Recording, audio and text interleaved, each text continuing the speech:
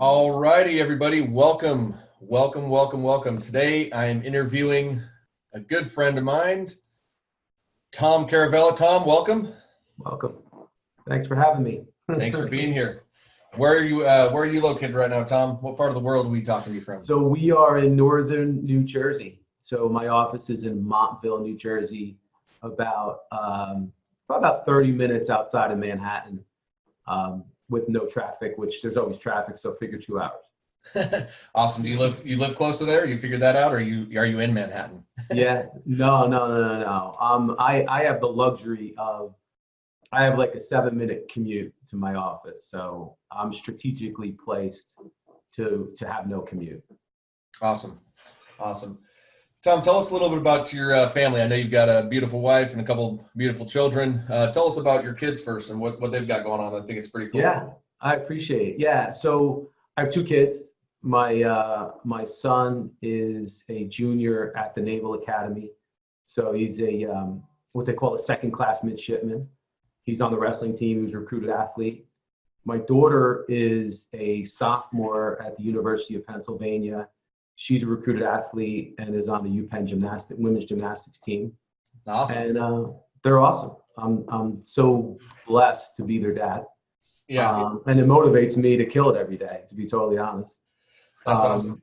My wife's awesome. She is way smarter than me. She works here. She does all my books and my accounting, and and on the side spends all my money. That's great. Yeah. So you're not an Army fan at all then? No. November 14th, Army Navy. So, I know you went to the game last year. How was that? What's that? I said, I know you went to the game last year. How was it? Yeah, it's unbelievable. Yeah. It's unbelievable. The only sporting event in the world where every single player on the field is willing to give up their life, for their country. So, yep. And it's amazing. It's just amazing to go see every year. Yeah, that's awesome. That's definitely a bucket list game for me. I'm obviously a huge college football fan and things like that. So we talked about it last year, but yeah, no, you're coming. I'm going to have to join you in one of those. You're coming for sure. Yeah. Awesome. Well, thanks for everybody that's watching right now in the group. Give us a like or a comment. Feel free to ask us some questions. I'm going to try to keep my phone here so I can see the comments and questions coming in here. But thanks everyone for joining us. Got Tom Caravela on right now. So Tom, I know, obviously working together, I know your story pretty good, but really wanted to, get your story out there. I think a lot of people are going to really appreciate kind of how you got into this industry and what you've been able to accomplish right now. It's truly amazing. But tell us a little bit how you got into the recruiting space. Yeah, it's a funny story. People ask me, and my first answer is I got into the recruiting business accidentally on purpose, which I think a lot of people. I don't think I don't think people just wake up and say, I want to be in the recruiting business or be a recruiter. This is something that happened. So I started out my career in sales. I was basically selling HMOs door to door. I worked for U.S. Healthcare as a sales rep. I did that for a couple of years. Then went into pharmaceutical sales, and I was doing great. I mean, that was going to probably be my career for the rest of my life, as far as I knew it. My wife was working at the time, had a great job. She was the director at a fitness center, like a corporate fitness center, which was a great gig, great benefits, the whole deal. And my son was born. This was 1998. And we were going for a walk one day, and she just breaks it to me. And she's like, listen, I decided I'm not going back to work. So now we're living in northern New Jersey, taxes out the roof. You needed to be a double income family. You just, right. When I bought my house, I didn't buy my house thinking that it was going to be based on my income. Mm-hmm. So, and I remember at the time, she said, I said, well, what are we going to do? How are we going to do this? And I remember her saying, we'll figure it out. But all I heard was, you'll figure it out. You'll figure it out. That's all I heard. So now, panic mode, I'm like, what am I going to do? And I'm not lying. It might have been a week. It might have been 2 weeks. I'm in the gym working out one morning, and I get on the machine. This guy gets on the machine next to me, and we just strike up a conversation. Complete stranger. And he goes, what do you do for a living? I'm like, well, I'm in sales. What do you do? Turns out the guy was like a high-end like software developer. And he said he just started an IT recruiting company with 3 other guys. And he said, listen, you know, we're programmers. We don't know anything about sales and marketing. Would you be interested in talking to us? And I just remember at the time, something inside of me was just like, you got to say yes to this guy and see what it's all about. You know, maybe this is it. So long story short, we meet, we have dinner, we talk, and I start working with these guys part-time, nights, weekends. You know, my son was just born. He was up all night. So I was up all night. I was literally recruiting, you know, for Java developers, you know, in the middle of the night on Hot Jobs or Dice or Monster or whatever it was back then. Yep. And I learned the business from the IT side, but that was like pre-Y2K. So everybody was hiring the, you know, developers and contractors for the Y2K fix, the Y2K bug. Right. The internet economy was booming. It was a great time to be an IT recruiter. So I quit my job, I quit my day job because we were killing it. Mm-hmm. And I'm working with these guys and everything's going great. And then 9/11 happens. Right. And everything changed, especially in IT. And at the time, so my cousin actually worked for Cantor Fitzgerald. So I lost my cousin on 9/11. So now, you know, my job is like, you know, I quit my day job, right? Working full-time for an IT recruiting company, and IT is like, you know, literally going by the wayside, at least at the time. I mean, it made a pretty quick comeback, but right. So there was a little dissension amongst the troops within the guys that the partners in the company. And I just lost my cousin. So like, it was just a bad time. Right. And fast forward, I wind up getting approached by one of the original partners that actually left, asking me, hey, would you be interested in considering, you know, doing something different? So long story short, I started a pharmaceutical search firm. I always wanted to get back into pharma. And at the time had a partner. And so what we did was we combined our last names. His last name was Dolan. So Caravela Dolan, we came up with Carolan. And we started this firm. I left the other guys. And my first client was Bristol Myers Squibb. I'll never forget it.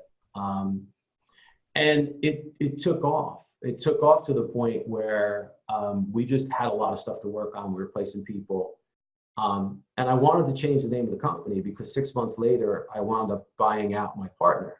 So now it's just me. And I went to BMS and they're like, no, you can't change the name because everyone knows you. You're too established, and I probably couldn't even get you back on the vendor list. So that's how it started. I mean, it happened by mistake. It evolved into this thing, and then from BMS, it went to J&J to right. And here we are, 18 years later. Right. That's awesome. So I know that you're now kind of even more niche down in the pharma space. Tell us about that. Like you're kind of a niche within a niche within a niche. I mean, you got it pretty dialed in. Yeah. So that's another kind of one of those accidentally on purpose things. But it's, it's a great story. So when I first started in business, I said yes to everything. People right. call me up, hey, do you recruit salespeople? Yeah. Do you recruit, marketing? So we were recruiting all different types of pharma folks. And one day I get a phone call from one of my main clients at BMS. And she said, do you guys recruit medical science liaisons? And I was like, we sure do. My middle name, yeah. So we started to recruit medical science liaisons very early on. This is in the very beginning, like literally within the first year. And there was such a demand at that time from my clients that we just got into the niche and just never looked back. So we specialize in field-based medical affairs professionals in pharma, medical science liaisons, field-based managed care folks, field directors and MSL leadership. And we've just stuck with it. And there's a lot of advantages to that because our clients know who we are. We created a really good name for ourselves. We have a great database filled with top talent from 18 years of doing this. And we know all the names, all the people. So it's a great benefit to being niche. Yeah. That's what I was going to ask you. What do you feel like the biggest, benefits of it? Do you feel like that helps you drive more revenue and be more productive, just because you're dealing in such a small space? Yeah, I think there's so many benefits. So for the first benefit is from a marketing standpoint, you know exactly who your target audience is. So Right. you know who you need to focus on. Yeah, that's key. From a recruiting standpoint, you're recruiting, the same types of people in that industry. But the benefit to that is, so let's just say I recruit a senior medical science liaison in Seattle, and their territory is the Northwest. Well, I might have 4 or 5 Northwest territories that I'm working on for different clients. Right. Now I take that candidate and I cross-pollinate them to 2 or 3 different companies. So now when candidates come to us and they say, hey, Carolan Group, I'm looking for a job, we might be able to take that one candidate and present them to 3 or 4 different clients. And if you're not in a niche, if you don't have that type of specialization, you can't do that. Right.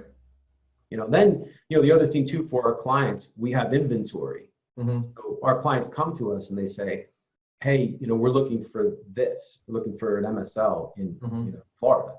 Well, we have a pipeline because we've been developing those candidates over years and years and years. We just go right into our database, like, who do we have in that area?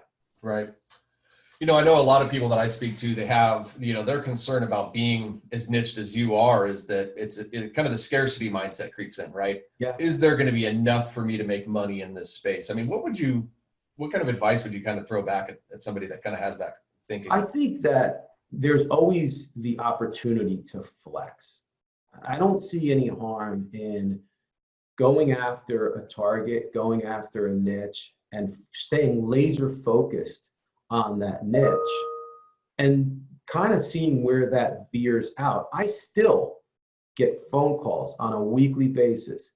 Hey, Tom, can you help us with this? Right. And it's not in my niche. Mm-hmm. Now, sometimes it's close enough where I would say, yeah, we can help you with that. Right.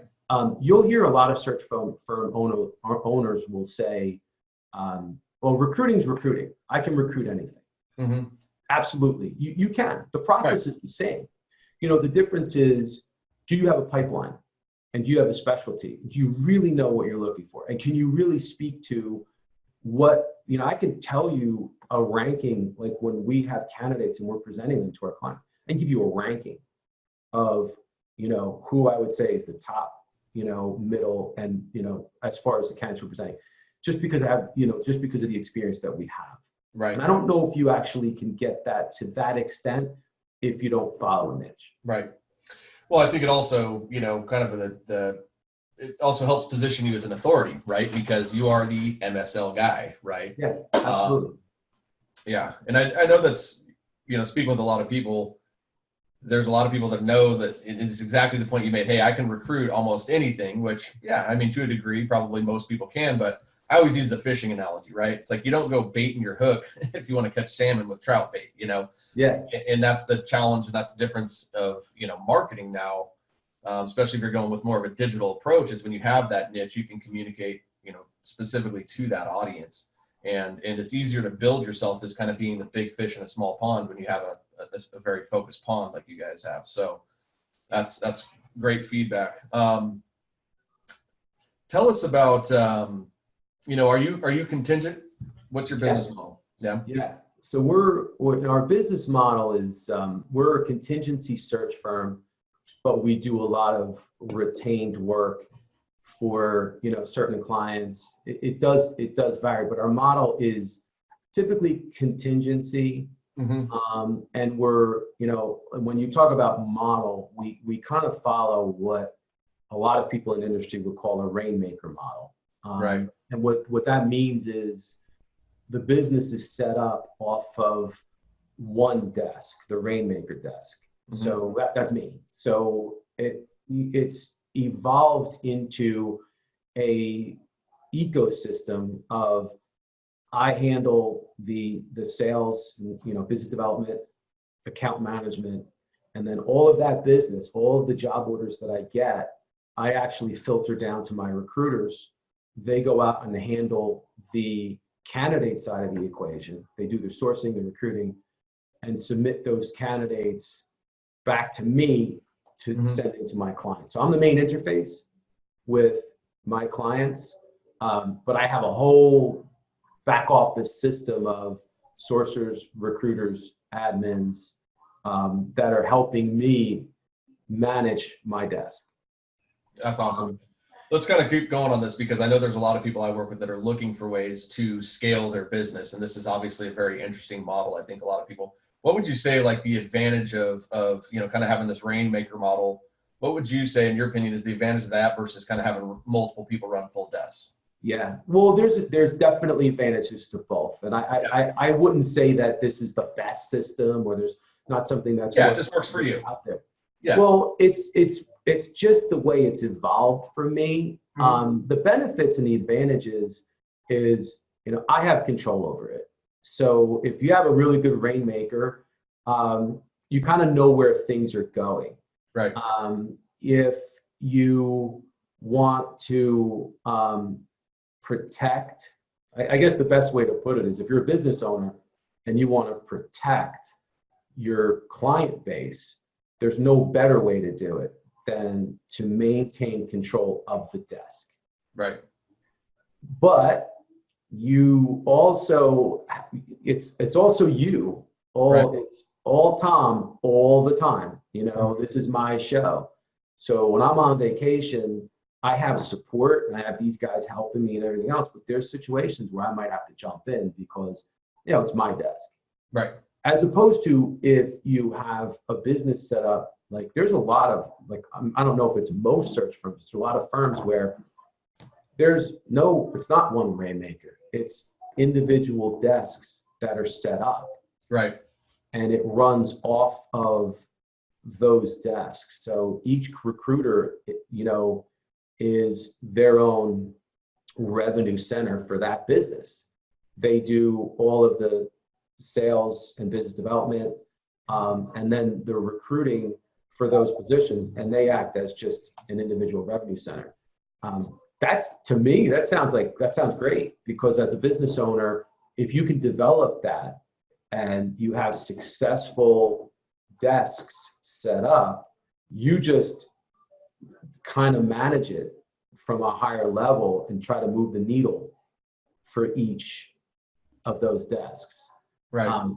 Definitely takes some stress off of your day-to-day, Mm-hmm. but it adds stress because, and I'm going to be honest, what's to prevent 1, 2, or 3 of those people from saying, hey, you know what? I don't need Tom. I just did this on my own. I'm just going to go do this someplace else. Right. And that's the risk that you run as a business owner is, are you building out revenue centers that could walk out the door? Right. Right. And people talk about ultimately you're the face of the brand, and everybody connects and attaches to Tom. Right. Right.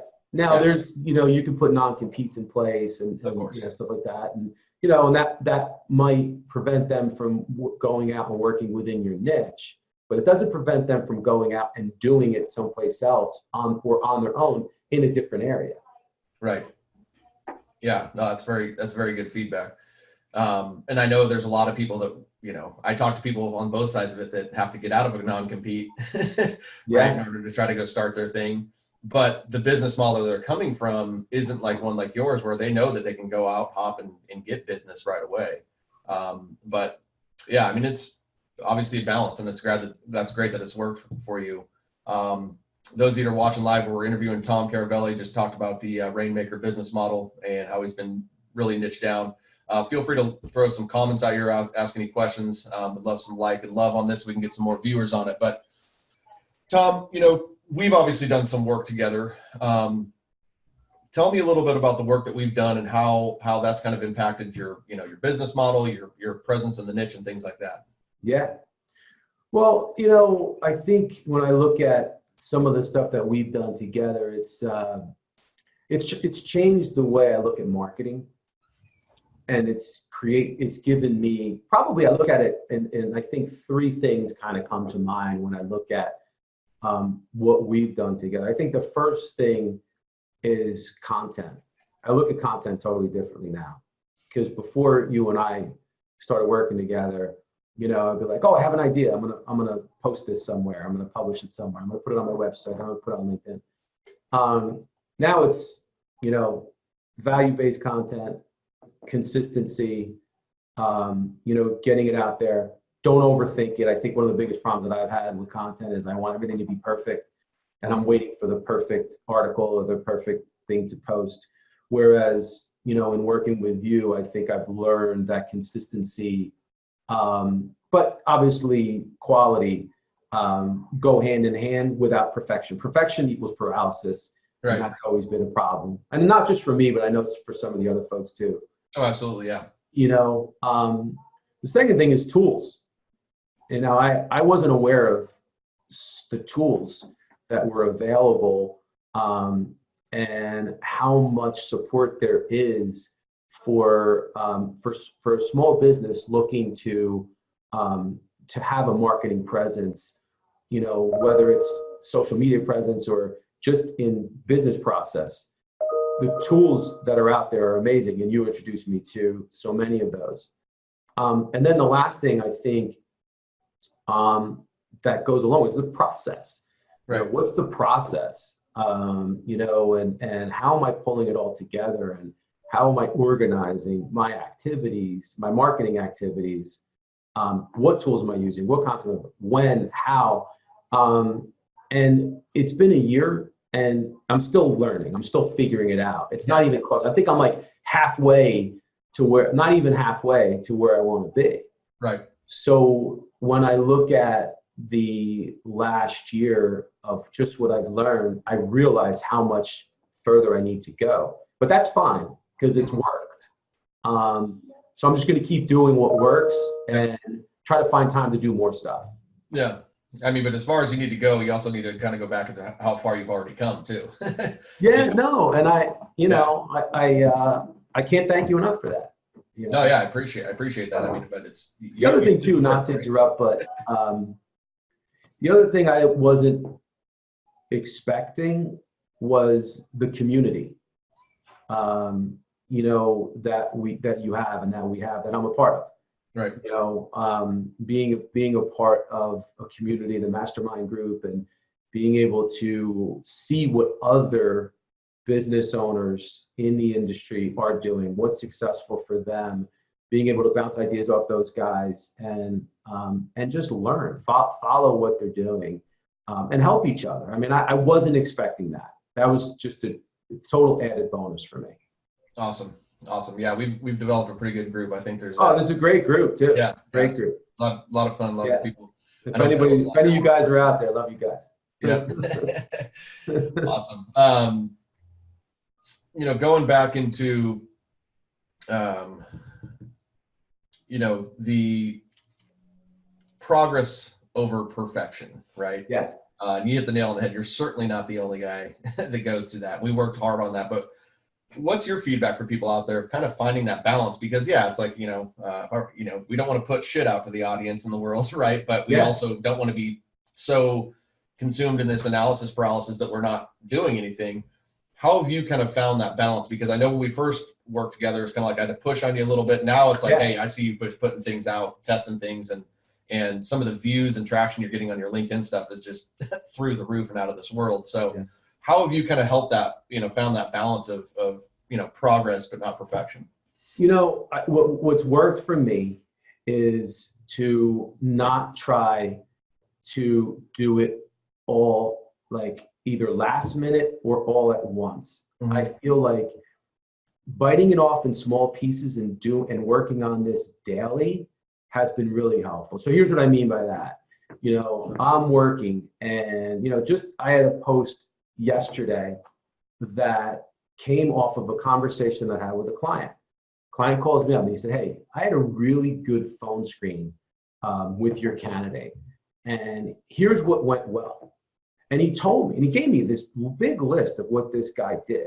And, you know, I immediately made a note and I wrote down everything that he said.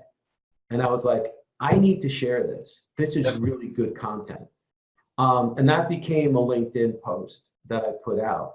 But I think it's it has to be a consistent effort daily to take your ideas, jot them down, and then over the course of the week, be able to collect those, and then maybe take time to sit down and then finalize whatever content you want to develop. Right. I think it's got to be consistent. It's got to be something you're working all the time. For me, it's not like I can just sit down and say, okay, I have 2 hours and I'm going to bang out 4 articles. I think I just need to take my ideas over the course of time and organize them. Yep. Got it. Yeah. I mean, that's everybody. And I think that's kind of the message for people is like, when you're creating content, people work in different ways and you have to really be willing to see how you work, you know? So for me, sometimes like I'll actually block out that 2 or 3 hours and I'll rip through 3 to 5 videos, you know, and sometimes that works for me, but I also know, you know, and I kind of work both ways where I just try to chip away at things, you know, on an ongoing basis. And I think that's kind of the message for people listening is like, find out what your content groove is, right? Yeah. How can you get this done? And I think one of the key things that you said there, and it's something that we worked on and I talk to, you know, everybody in the group with all the time is like, find ways to create content based off your phone calls. And you just gave a perfect example of that because so much is like, well, I don't know what to write about. I don't know what to talk about. Well, people want to hear stories. They want to hear real life, what's going on. And that's like, I mean, you probably got off that phone call. It was really content given from somebody else, which you leveraged. So what did that take you? Like a whopping 25 minutes to do? And it's funny. There are certain times where it's like really painstaking to come up with it because I might not be in the flow. I might not have a good idea. But when like that, it literally took me 10 minutes. Right. I just had a great, it just came to me and the information was there. So I think it also, you know, it just goes to prove that if you constantly have it in the kind of back of your mind that you need to be aware of opportunities to document stories that you can tell. Yeah. That becomes key. Yeah. And going back into it, it's a hell of a lot easier to create content, you know, when you're creating it for a very specific market. You are. And one of the other things too in this business that I've been trying really hard, like you also want to stay with the positive. Yep. You want to stay with the positive stories because, you know, I have situations where, you know, morning of the interview, I find out that the candidate accepted another position and is, you know, telling us an hour before they're supposed to show up for the interview. And, you know, my client, you know, wasted money on flights and hotels and whatever. I mean, I don't know whatever story. Right. I'm not talking about that. Mm-hmm. I'm not talking. I mean, negative things happen, but I don't want to take these stories that come about that are, I mean, unless there's some lesson there that you might be able to craft, but I just think that people really want to find what can help me, you know, what can help a candidate on their next interview? What can help a client when they're looking for a specific candidate? You know, those are the things that people migrate to, you know, not me belly aching about my candidate that just blew up. You know what I mean? Yep. Yeah, I think it's always a good balance. And I think one of the things, you know, that we've talked about and I always talk about is like, don't overthink it, right? Because there, you know, I always use sometimes like the things that I thought through and spent weeks on working on, like I put it out to the marketplace and I get no traction at all. And then I'll whip something up in 20 minutes based off of just what's in my gut and going with the flow. And that thing just goes, you know? And so much of it is just, you know, taking a phone call, writing down some notes, telling a story. People love stories. And I think that's, you know, great insight that you're giving there and just how you've seen that firsthand, how that's impacted you. Yeah. Because I know you had a post that went, you know, you've had a couple of posts that have gone, you know, semi-viral in your space. And they're not, you know, overly complicated, which I think is what people want to know and hear is like, hey, you can get traction without having to write a novel. Yeah, no doubt. You know, and I think you have to have the courage and the consistency to put out good quality content. Not everything is going to blow up, but things will. And that's what you're shooting for. Yeah. Well, thanks, man. I appreciate you sharing everything. What are you most excited about now, Tom? I mean, you got a good established business, you got a real estate business off of that. Your kids are, you're empty nesters to a degree. You're probably still footing the bill, but I mean, what's exciting to you, with your recruitment, business, life, everything right now? Yeah.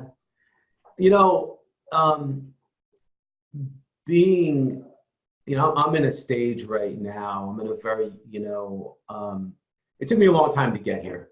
Mm-hmm. It's 18 years that I've been in business. I started out as a one-man show and was doing everything. And like I said earlier, I was recruiting in the middle of the night, trying to kind of find my way. Right. And now I'm at this point where I feel like I have the answers to the test. Like I really, truly know what I'm doing. Right. And now I'm just getting after it. Like, Yeah. what gets me up in the morning? I get up to do this. I love this now. And it's not glamorous. It's not, always the best. It's hard Right. work, it's tough.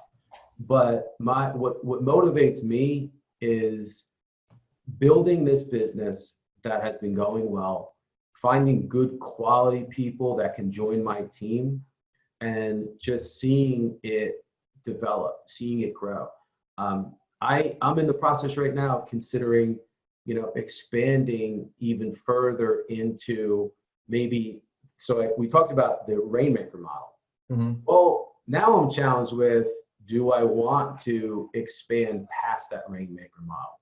Right. Do I want to start to set up, individual desks within my, within this ecosystem to be able to grow this thing? Because the one thing about a Rainmaker, as good as I might think I am, I can only grow so much. There's only one Right. me, so you can only grow like however big. But to be able to transfer the knowledge and this system and the resources that I have here into other desks, I think can be huge. And I feel good about it. I think it's a great time for all my fellow recruiters that are out there. I think it's a great time to be in the recruiting business. Yeah. So I'm not going anywhere. Are there any trends that you kind of see that you like or don't like in the recruiting industry right now? Yeah, there's always trends. Mm-hmm. I think, I think the trend right now is, I think everybody's trying to find their way in social media. So you see people scrambling for content. Everybody's trying to do kind of the same thing. So that's challenging because there's a lot of competitors out there. So I think that's always going to be the case, though. Mm-hmm. No matter what industry you're in, or no matter what time you look at a specific industry, you're going to see peaks and valleys. I think there's also a lot of people that are jumping into the business as independents and independent individual recruiters, because there's a lot of work out there. Mm-hmm. The market, the job market is really good. I've been through down markets. It's tough. Yeah. And what happens in down markets is you see a lot of the people that are like, quote unquote, like trying it out. They don't want to be in it at that point in time. Right. But when it's good and the job market's good, everybody wants to be in it, Yep. So you see that. And we sometimes, like, you just run into people that, so I run into people that are in my niche all the time. I know who my competitors are. But then all of a sudden, someone else will come along like, where did this guy come from? But that's not uncommon. It's just the way the market is. Mm-hmm. Yeah, well, people pop up all the time. I had one of my clients reach out to me this morning. Oh, hey, there's another one of you, and it's just another guy that has a LinkedIn profile set up. Yeah, and that's fine. Listen, I don't. Yeah, exactly.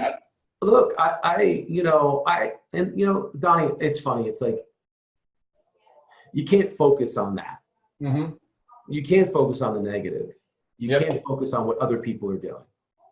It doesn't help at all. It doesn't help anything. No, not at all. Invest your time and your energy and your thoughts on what you can control, on what can affect your future, your business, not what somebody else is doing. Yeah. I think you compete with yourself more than you compete with anybody else. Absolutely. That's great advice. It's also too, it's like a little bit of, you realize even as niched as you are, come on in. There's plenty of work to be had, There's right? so much business. When you're worried about competition, you've got it's really a mindset issue around scarcity, right? Like there's not going to be enough to go around. Like I know there's other competitors of mine and I don't worry about it. Yeah. From exactly the reasons you say. I wake up every day, I control what I can control. I really work on attracting people that want to work with me specifically for who I am and what I have to bring to the table. And I think that that's, kind of going off of what you said, I think that's got to be the key focus moving forward, because everybody's going to have a social media something now, right? Which is going to, in our mind, is going to create some perception like, oh, well, here they come. It's like, look, just keep your head down and keep plugging, and everything takes care of itself. Yeah. I know a lot of people on here would love to have some of the success that you've had, Tom. I mean, what's some advice that you can give some people either starting out or looking to scale? Yeah. When I think about the business and think about, kind of what's most important, I would say the number one thing is relationships. And you could probably say that about any business, but especially in the recruiting business. I think one of the most important things for me that I've always, and I haven't focused on this because someone told me to or because I thought I was supposed to. I focus on this because I genuinely want to have good relationships with my clients and with my candidates. Right. So it was kind of a natural progression for me, but it's made all the difference in the world because my best clients have become my friends. Right. Our best candidates that I've placed or had relationships with have become my friends. I got a call today from a candidate that I've known for probably 15 years. Haven't talked to him in maybe 5. And, he's looking for a job. He called me up and, when we started talking, he's like, remember the time, we got together for happy hour and that's what makes this fun. That's what I enjoy about this business is the relationships and being able to, when the phone rings, you get excited because you're not just talking to your client, you're talking to a friend. You're not just talking to a candidate, you're talking to a friend. So I think that's really important. And I think it's important to, to not look at this as a transactional business. It is a transactional business. My client comes to me looking for X. I go out and find a candidate that's looking for X. I make the marriage, and if my client hires my candidate, then I get paid, right? That's the transaction. But I think it's better to look at this as you're in the business of helping people. How can I help my client fill that job? They have a need. How can I help them fill that need? Right. Candidates, you talk to candidates, especially the ones that might be out of work. How can I help that person? How can I get them back into the game? And, so you're helping the candidate, you're helping your client. It's ultimately becomes a win. And then, oh yeah, by the way, I get paid, which is always a good thing. Yeah. So like that, but that's so important because I've seen in this business, there are people out there that all they care about is their next placement. It becomes very transactional. They don't care. They just want to make a placement. And this is a marathon. It's not a sprint. Focus on the relationships, focus on helping people, and it will come together. And people will remember you and they'll say, hey, yeah, you know what? They do a good job. He's a great guy.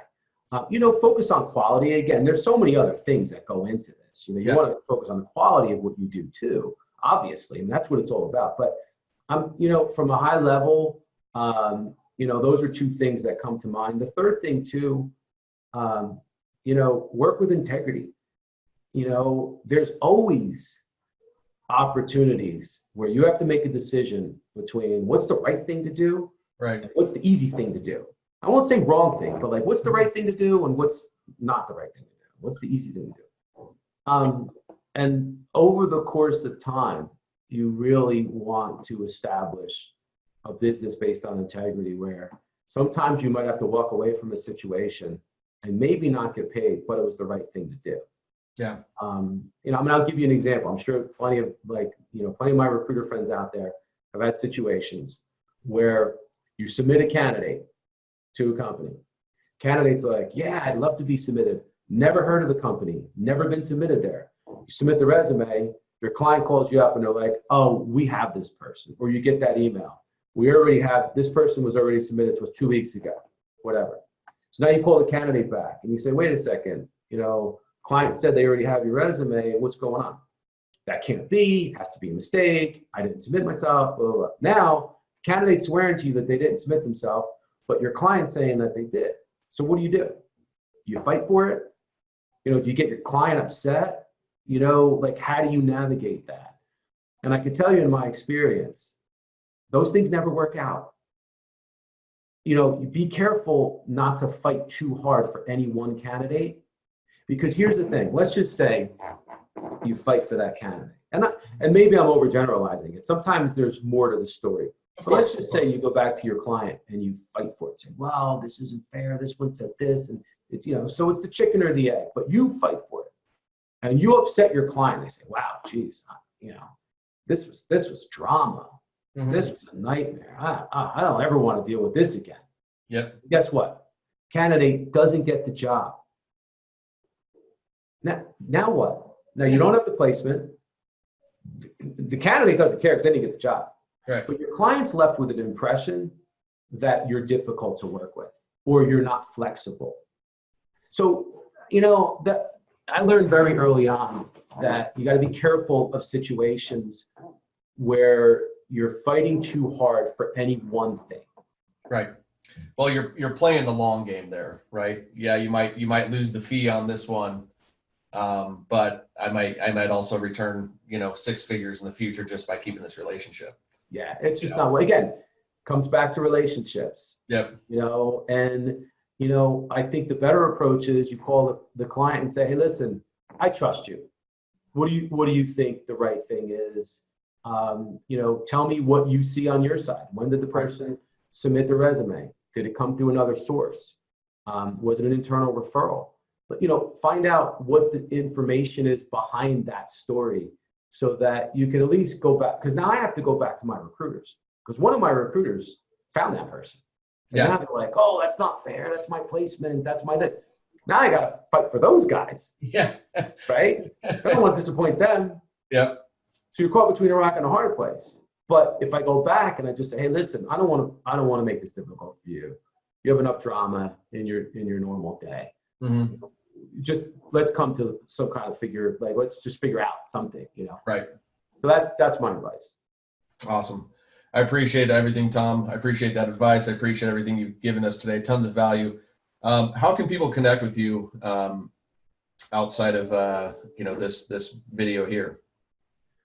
Listen, I love connecting with people. LinkedIn, I'm on Facebook, and you know, I'm happy to be a resource. You know, especially via LinkedIn. Obviously, we're all on there all the time. Yep. So you know, please connect with me. Shoot me a note. You know, but shoot me a note. Let me know who you are.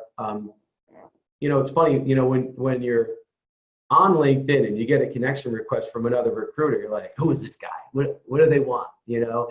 So I'm happy to connect, but I just want to know who you are. I want to know your story. And send me a note because maybe we could partner together. Maybe we can, you know, share ideas. I don't know, but I'm happy to connect. Awesome. And thanks so much for being here. Before we let you go, it's Game 7 tonight. Astros, Nationals. Who wins it? Nats. Nats are going to. I got to go with the underdog, man. Got to go with the underdog. I'm an East Coast guy too. Yeah. You got to stick. You got to stay loyal to your soil. Yeah, man. Got to do it. Awesome. Yeah, I'm going to be out at. Our family has what they call a trunk or treat. So our school has a trunk or treat event. It's tonight, and so I'm taking my TV from my office out there so I can make all the dads happy and get Game 7 streaming live. It's amazing what technology does, huh? You're a good man. All right, Tom. Well, thank you very much. Everybody feel free to reach out to Tom here in the group and on LinkedIn. Friday, we'll have another interview with Brent Orsuga, the truck driving recruiter, and we will talk to you guys all then. Tom, we'll see you. Thank you. You're the best, Donnie. Thanks, All buddy. right, man. Thank you. Bye.